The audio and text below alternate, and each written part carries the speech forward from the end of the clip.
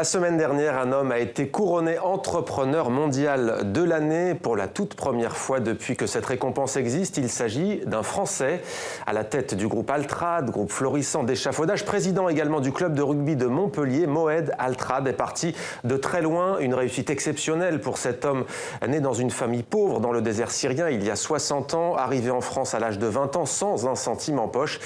Et il aime tellement écrire qu'il a raconté sa vie dans un roman autobiographique. On retrouve à Montpellier Moed Altrad, invité exceptionnel de 64 minutes. Merci d'être avec nous sur TV5 Monde. Alors Moed Altrad, vous avez donc reçu ce prix mondial de l'entrepreneur de l'année, récompense décernée par le cabinet EY, ex-Ernst & Young. C'est une première pour un patron français, je le disais. Est-ce que c'est pour vous une consécration, j'ai envie de dire votre bouclier de Brennus ? Oui, c'est une consécration majeure, mais je tiens à préciser d'abord que ce n'est pas moi qui l'ai reçu. D'ailleurs, au moment de l'annonce, vous savez, vous avez à faire... voilà, vous êtes en compétition avec quelque chose comme 53, 54 candidats dans le monde. Tous, ils sont entrepreneurs de l'année dans leur pays respectifs. Et malheureusement ou heureusement, donc il n'y a qu'un seul gagnant. Au moment de l'annonce, c'était la nuit de samedi à dimanche, il y a une dizaine de jours. On ne dit pas que c'est Moed Altrad qui a gagné, mais on dit le gagneur, c'est la France. Mais c'est sûr que j'ai été le support à titre personnel, mais c'est aussi en tant qu'entreprise. Donc c'est une fierté pour moi, c'est une fierté pour la France que moi, en tant qu'immigré d'origine syrienne, bédouine, je puisse apporter ça à la France. Je suis réellement fier de ça, oui. Alors Moed Altrad, notre partenaire France 2, vous a consacré récemment un portrait. Ils sont revenus, nos confrères de France 2, sur votre parcours. On regarde et on se retrouve juste après. Il reçoit son prix drapeau français à la main. Moed Altrad, élu meilleur patron du monde parmi 64 autres entrepreneurs. Une consécration pour un homme d'affaires hors norme. À Montpellier, il a fait fortune dans le BTP et il l'affiche. Avion personnel, voiture de luxe et piscine au pluriel. La réussite d'un milliardaire né dans le désert syrien. Modeste bédouin, sans date de naissance, sans un sou, privé d'école jusqu'à 10 ans, mais porté par une soif de réussite qui lui permet de décrocher une bourse et d'arriver en France à l'âge de 17 ans. Il y a beaucoup de chemin, c'est sûr, ça ressemble pas à ce que je suis aujourd'hui, c'est sûr, mais ça se trouve, c'est quand même le départ, quoi. Sa carrière de patron commence dans les années 80. Il rachète une entreprise d'échafaudage et déjà celui qui est parti de rien en veut toujours plus. J'avais investi toutes mes économies dans cette entreprise pour la redresser. Elle a été vite redressée, elle a généré du profit. Les profits ont été utilisés pour acheter une autre entreprise, et puis une autre, et puis une autre. 30 ans plus tard, il contrôle une centaine de sociétés. Échafaudage, bétonnière, leader mondial, il règne sur 17 000 salariés. Son groupe, c'est sa deuxième famille, avec laquelle le patron se montre très généreux. Il reverse à ses salariés une partie des 200 millions d'euros de bénéfices annuels. Il faut nécessairement qu'une partie non négligeable de ça reparte aux salariés. Et c'est un signal fort que vous allez envoyer à vos salariés. C'est un signal énorme de dire « je vous donne 15%. » En retour, Moed Altrad est d'une exigence implacable et dans tous les domaines. Le bédouin venu du désert est propriétaire du club de rugby de Montpellier. Auteur d'un livre étudié au collège, persuadé enfin qu'être le meilleur patron du monde ne suffira pas à son bonheur. Moed Altrad avec nous de Montpellier dans le sud de la France. Alors vous, on vient de l'entendre, vous avez une politique plutôt rare en matière économique puisque vous redistribuez le bénéfice de votre entreprise à vos salariés. En quoi, selon vous, est-ce vertueux pour votre entreprise ? C'est beaucoup plus que ça. D'abord, le profit. L'entreprise, c'est un lieu où les richesses se créent, mais ce n'est pas suffisant finalement parce que tous, on ne travaille pas que pour l'argent. On a besoin de considération, on a besoin de respect. Et je pars du principe, c'est une philosophie, avant de parler d'un projet d'entreprise, c'est une philosophie de vie. Lorsque les salariés sont heureux et sont bien dans leur basket, ils viennent travailler mieux que lorsqu'ils ne sont pas dans ce cas-là. Donc c'est important, si vous voulez, de considérer l'être humain au centre de la vie et de la société faisant partie de la vie.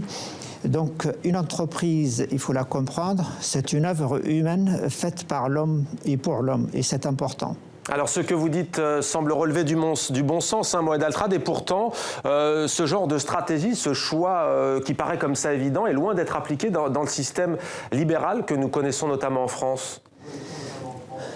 Je pense, si vous voulez, celui qui pense qu'à la création de la richesse sans redistribution, sans retour à ceux qui créent la richesse, il se condamne très vite. Combien de personnes j'ai connues dans ma vie qui voulaient être millionnaires, par la suite être milliardaires, et après, des années après, ils ne sont plus là. Donc une entreprise, d'ailleurs le législateur l'appelle personne morale par opposition à personne physique, mais dans les deux cas, c'est une personne, il faut la respecter en tant que telle. Elle a une histoire, elle a un caractère, elle a un passé, mais aussi elle peut avoir un avenir, et cet avenir, c'est uniquement l'homme qui va lui donner ça. Alors c'est vrai qu'il y a beaucoup de chartes, comme celle du groupe Altrad, mais je peux vous certifier que notre charte est appliquée tous les jours. Bien évidemment, je ne suis pas en train de vous dire que c'est parfait, mais on travaille très dur pour que ça soit appliqué, et depuis 30 ans, et on n'a pas l'intention, je n'ai pas l'intention d'arrêter, mais plutôt porter cette entreprise pour qu'elle survive un jour à son créateur. Alors il y a quelques mois, Moed Altrad, un autre Français, Jean Tirole, se voyait décerner le prix Nobel de l'économie. Il avait répondu à nos questions dans ce journal en direct de Toulouse. Aujourd'hui, le meilleur patron au monde, c'est donc vous, même si vous le disiez, vous représentez les couleurs de la France. Vous êtes à Montpellier. On a le sentiment que le cœur de l'économie aujourd'hui en France, que les forces vives de l'économie française ne sont pas à Paris, mais en province. Oui, si vous voulez, il y a des richesses, bien sûr. La région Île-de-France, c'est une région des plus riches en termes industriels, commerciaux, d'innovation, de tout ce qu'on peut imaginer. Mais bien sûr, l'essentiel, c'est quand même les régions françaises. Vous avez de la création un peu partout. C'est un pays plein de génie, plein de créativité. Malheureusement, malgré tout ça, on constate que depuis 30 ans, même un peu plus, je suis dans ce pays, on constate que le chômage augmente, la pauvreté augmente, mais c'est aussi la dette du pays augmente. Donc là, il y a quelque chose là de paradoxal qu'il faudrait peut-être, qui interpelle. Je reste à ma place en tant que chef d'entreprise, en tant qu'écrivain, en tant que patron d'un club de rugby, mais je suis à la disposition des politiques pour éventuellement apporter des conseils qui pourraient être utiles. Alors on l'a bien compris, vous avez un parcours hors du commun, peu ordinaire. Vous êtes arrivé en France à l'âge de 17 ans. Vous aviez obtenu à l'époque une bourse du gouvernement syrien. On vous a vu dans le reportage, Moed Altrad, plutôt nostalgique face à une photo de vous, plus jeune bien évidemment. Que gardez-vous de votre enfance syrienne ? Vous savez, j'ai l'impression vous disiez, j'ai à peu près une soixantaine d'années, ce qui est à peu près vrai, mais je ne connais pas ma date de naissance, comme vous le savez. D'ailleurs, on a fait un tirage au sort avec les enfants pour trouver une date de naissance, et on est tombé sur le 9 mars. Lorsque je regarde mon passé, j'ai l'impression d'avoir vécu 3000 ans. 3000 ans, même plus. Je suis né dans les conditions d'Abraham. Abraham, lorsqu'il est né, il y avait un peu de sable, beaucoup de sable plutôt, un peu d'eau, et surtout beaucoup d'animaux. Mais moi, je suis né dans ces conditions-là. Et lorsque j'ai reçu le prix de l'entrepreneur de l'année l'autre jour, à Monaco, il y avait un contraste extraordinaire. C'est un lieu magique, c'est un lieu de luxe. Vous avez un parterre de 1300 personnes dans la salle, qui s'appelle d'ailleurs la salle des étoiles. Et ce qui m'a interpellé fortement, ce contraste extraordinaire. Ceci dit, voilà, c'est un moment particulier pour moi, comme je vous l'ai dit, pour la France, et je suis très heureux. Donc aujourd'hui, je suis français à part entière, donc je travaille pour cette nation, tout mon temps, mon énergie, c'est ma patrie, mais je reste quand même, je n'oublie pas mes origines, je suis l'arabe, je suis le bédouin. Le bédouin, si vous connaissez les conditions de la Syrie, c'est l'arabe de l'arabe en quelque sorte, mais je suis celui-là à la fois. Moed Altrad, il y a cette guerre qui n'en finit plus, le pays de vos origines. La Syrie est ravagée par une terrible guerre. On voit tous les jours au quotidien ces images de réfugiés. On l'a vu dans la première partie du journal, notamment à la frontière turque. Comment vivez-vous au quotidien, la nuit, ces drames, ces horreurs à répétition ? Ce sont des images pénibles, vous savez, dans cette région du monde qui autrefois s'appelait la Grande Syrie, avant que le Français et les Anglais se partagent cette région pour en faire le Liban, la Jordanie, l'actuelle Syrie, l'Irak, etc. Ça s'appelait la Grande Syrie, autrefois la Mésopotamie. Et la Bible, si vous lisez la Bible, dit l'humanité a commencé par là. Finalement, l'arche de Noé a démarré dans cette région lorsque la terre s'est mise à être noyée et la colombe n'a pas trouvé de place pour sa patte. Eh bien, cette région, ce berceau de l'humanité, ce territoire de l'humanité est en train d'être détruit sous le regard justement de l'humanité, et je suis très attristé. Mon problème aujourd'hui, je me sens complètement incapable de faire quoi que ce soit. Vous savez, lorsqu'on est en face d'une détresse, le premier réflexe qu'on a, c'est d'aider. Mais aujourd'hui, je ne sais pas qui je peux aider en tant qu'être humain.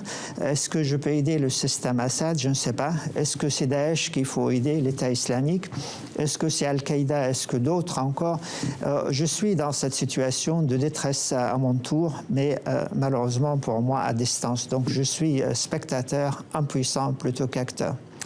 Et dans votre vie, plus généralement, Moed Altrad, quels sont vos rêves? De quoi rêvez-vous aujourd'hui?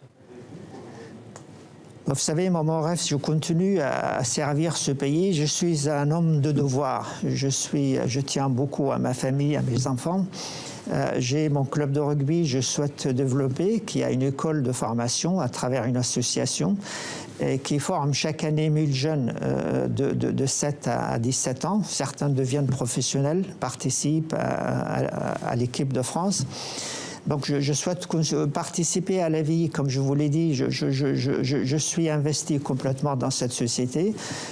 J'investis également, ou j'aide également une trentaine d'associations humanitaires, notamment la Ligue contre le cancer, Médecins sans frontières et d'autres. Je fais très peu de communication autour de ça, ou pratiquement pas. Mais c'est aussi, je suis investi dans ce groupe qui s'appelle Altrad, qui, vous l'avez dit, qui comporte aujourd'hui 170 filiales après le rachat de notre concurrent, rachat récent au mois de mars dernier, un concurrent néerlandais, qui nous a permis de doubler de taille et d'être leader mondial dans un tas de secteurs qui sont les nôtres. Donc je suis pleinement dans cette vie. L'argent n'a jamais été un moteur, si vous voulez, pour moi. Ça n'a jamais été un objectif. C'est plutôt au mieux, dans mon esprit, c'est une conséquence. Et voilà, il faut que l'entreprise fasse partie de la cité, contribue à la vie de la cité et travaille pour un monde meilleur. Merci beaucoup Moed Altrad, patron du groupe du même nom. Altrad est donc président du groupe professionnel de rugby de Montpellier. Merci à vous d'avoir accepté de témoigner dans 64 minutes sur TV5 Monde.